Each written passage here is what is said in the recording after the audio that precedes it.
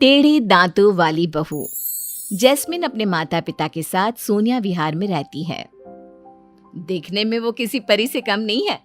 Jasmine को देखते ही हर इंसान उस पर लट्टू हो जाता, लेकिन जब वो अपना मुंह खोलती तो हर कोई उसके टेढ़े मेढ़े दांतों के कारण उसका मजाक बनाने लगता।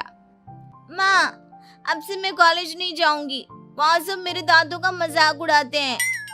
कॉलेज तो जाना ही पड़ेगा ना बेटा, अब अपने दांतों के कारण तू घर तो नहीं बैठ सकती।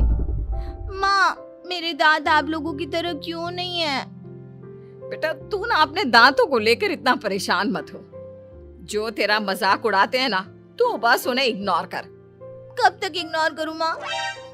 अरे बेटा ये सब बातें सोचकर अपना दिल छोटा मत कर। देख आज ना लड़के वाले तुझे देखने आ रहे हैं, जा जल्दी से तैयार हो जा। नहीं करनी मुझे शादी। पिछली बार जब लड़की वाले आए थे तो आपने देखा था ना, उन्होंने मेरा कितना मजाक उड़ाया था।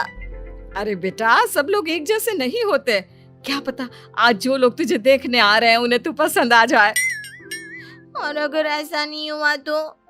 अरे ऐसा ही होगा, देखना तू। जैस्मिन उदास होकर अपने कमरे में चली जाती है और एक डायरी उठाकर लिखना शुरू कर देती है।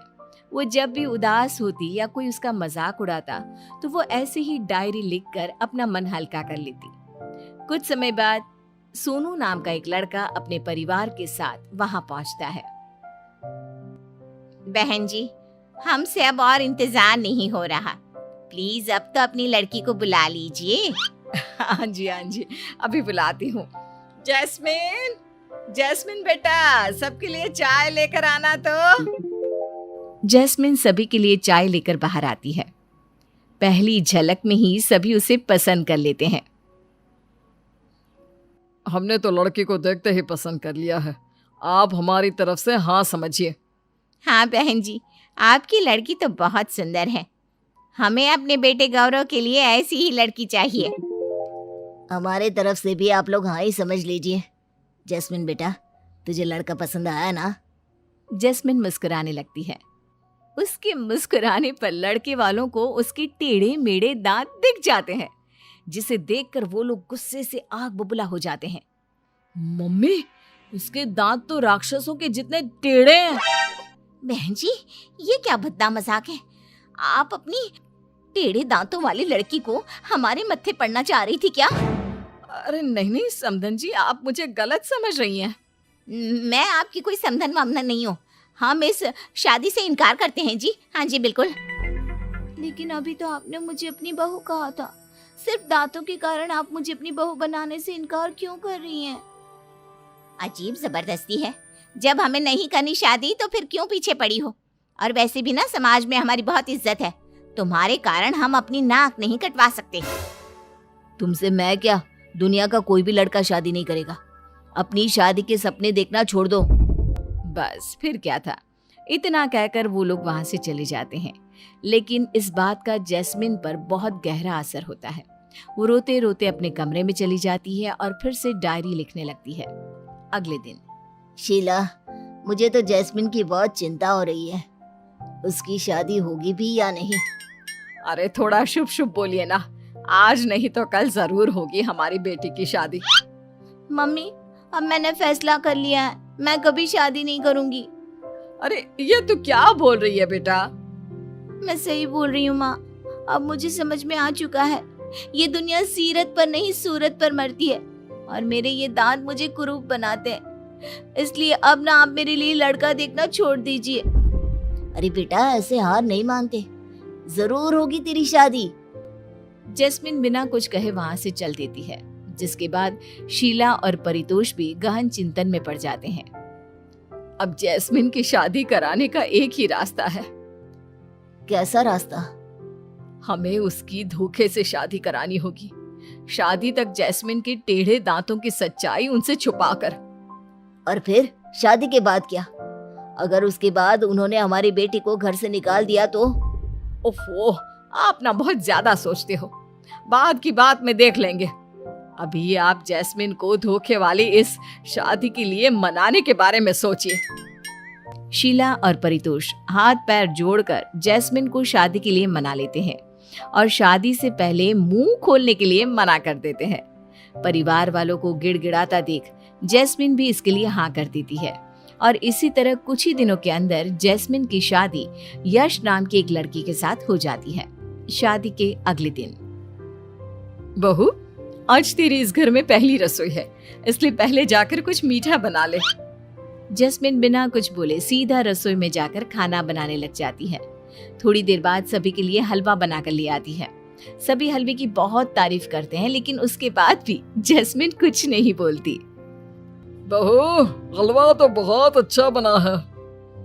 हाँ जैस्मिन, सच में तुम्हारे हाथों में तो माँ अन्नपूर्णा का आशीर्वाद है। इतना स्वादिष्ट खाना मैंने आज तक नहीं खाया। तुम कुछ बोल क्यों नहीं रही जैस्मिन? सब तुम्हारी इतनी तारीफ कर रहे हैं।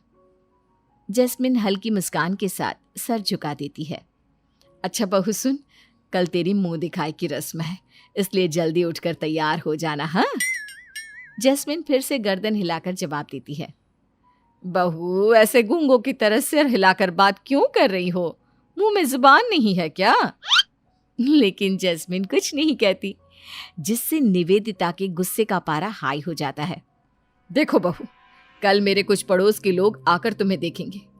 तुम उनके सामने मेरी नाक मत कटवा देना, और ये सर से नहीं जुबान से बात करना, समझ में आया? जैस्मिन फिर से सर हिलाकर जवाब देती है, जिससे नाराज होकर निवेदिता गुस्से में तिल मिलाती हुई वहां से चली जाती है। अगले दिन निवेदिता के कुछ पड़ोसी जैस्मिन की मुंह दिखाई के लिए आते हैं। निवेदिता, तेरी बहू तो चांद का टुकड़ा लग रही है। सच में निवेदिता, तो बहुत किस्मत वाली है जो तुझे इतनी सुंदर लड़की मिली है। वैसे नाम क्या है तुम्हारा बेटा? बहू, अपना नाम बताओ सबको। जी, जैस्मिन नाम है मेरा। इतना बोलते ही जैस्मिन के टेढ़े मेढ़े दांत सभी को दिखाई देने लगते हैं। निवेदिता और उसका पूरा परिवार जैस्मिन के दांतों को देखकर चौंक जाता है। ये क्या, इसके दांत तो टेढ़े हैं। निवेदिता, ये किसे बहू बनाकर लाई है तू? शादी करने से पहले एक बार इसके दांतों पर तो ध्यान दिया होता। जैस्मिन की मुंह दिखाई में पहुंचे सभी लोग उसका मजाक बनाने लगते हैं और हंसी ठिठोली करते हुए वहां से चले जाते हैं। मम्मी, इसके दांत तो टेढ़े हैं। इन लोगों ने हमें धोखा दिया है। शादी के नाम पर इतना बड़ा धोखा दिया तुमने और तुम्हारे परिवार ने हमें। हम लोगों ने आपको कोई धोखा नहीं दिया। ये धोखा नहीं तो और क्या है? शादी से पहले तुमने हमें अपने ये टेढ़े मेढ़े दांतों के बारे में क्यों नहीं बताया? शादी तो मुझसे करनी थी ना आपको, दांतों से थोड़ी ना। और माँ पापा ने मुझे कुछ भी बोलने से मना किया था। माँ, मैं इसके साथ अब एक कमरे में नहीं रह सकता। अब प्लीज कुछ कीजिए। चल, अभी के अभी अपना बैग उठा और निकल जा मेरे घर से। वैसे भी अब तेरी वजह से हम कहीं मुंह दिखाने के लायक नहीं रहे। ऐसा मत कहिए माँ जी, इस घर को छोड़कर मैं और कहाँ जाऊंगी? कहीं भी जा मेरी बला से। मैं अपने बेटे के लिए ऐसी बहू चाहती हूँ जो दिखने में देवी की तरह सुंदर हो, तेरी तरह चुड़ैल नहीं।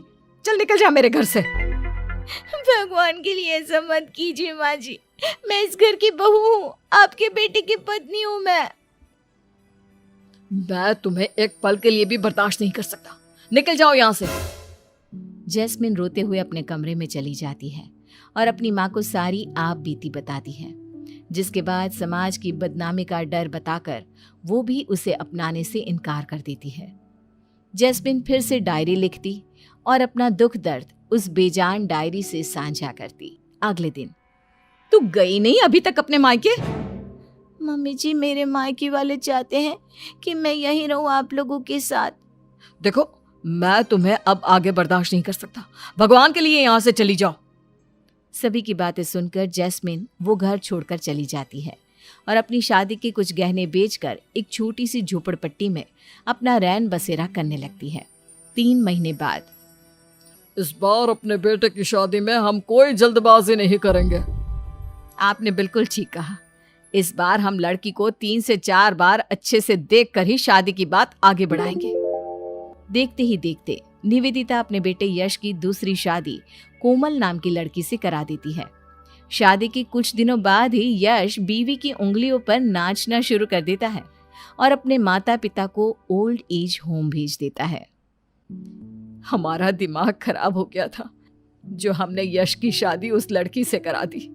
अरे उससे लाख गुना अच्छी तो वो टेढ़े दांतों वाली लड़की थी। उस वक्त हमने ही समाज के झंडे लेकर उस लड़की को बेइज्जत करके घर से निकाल दिया था, और आज देखो जब हमारे बेटे ने हमें घर से बाहर निकाला तो समाज का कोई भी ठेकेदार आगे नहीं आया। सही कहते हैं लोग, कर्मों का फल एक ना एक दिन अवश्य मिलता है। हमने एक कोहिनूर को ठुकराकर चमकने वाले पत्थर को अपनाया, उसकी सजा तो हमें मिलनी ही थी।